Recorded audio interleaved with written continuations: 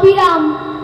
বাইরে রাস্তায় ইংরেজ পুলিশের চর সতর্ক সজাগ চোখে দেখছিল। তার সব সতর্কতাকে বুদ্ধ বানিয়ে তুমি তখন অন্ধকার ছিঁড়ে ছুটে চলেছিল আলোর পথে। দেশের মানুষ কাক পক্ষে কেউ টের পায়নি। তুমি চলে যাওয়ার পর 56টা শীত, বর্ষা, গ্রীষ্ম, উধাও।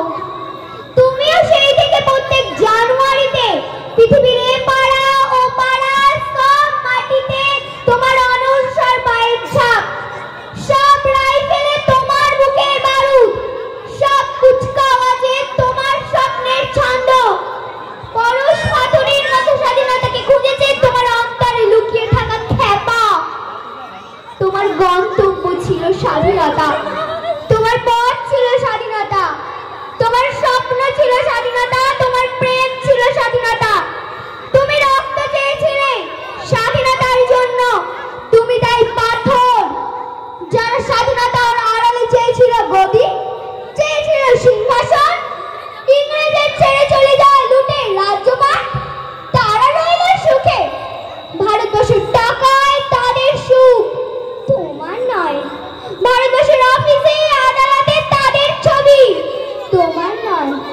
ভারতবর্ষের সংবিধানে তাদের শৈশবুদ, তোমার নয়।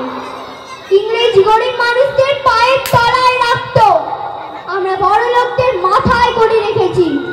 স্মাগলার কিংবা মাফিয়াকে জোর হাতে সভাপতির আসনে আহ্বান করেছি। ইংরেজ দেশের ধন সম্পদ লুট করত, আমরা দেশটাকে বেঁচে দিয়েছি। ইংরেজ দিয়েছে চাবুক, লাঠি, গুলি, আমরা দিয়েছি মস্তান, মাফিয়া, নেতা আর গুলি। ইংরেজ দিয়েছে কালাপানি, সেলুলার জেল, আমরা দিয়েছি টিভিতে সুপারহিট মোকাবিলা আর আইন সভায় আয়রাম গায়রামের খেল।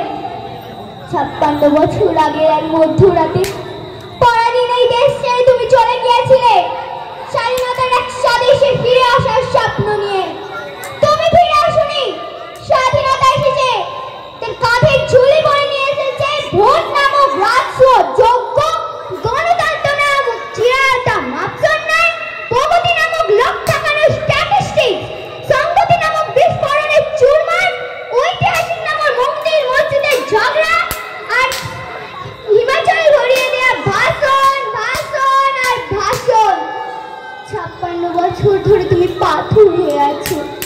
56 বছর ধরে ভারতবর্ষ অধীর আগ্রহে কান পেতে আছে।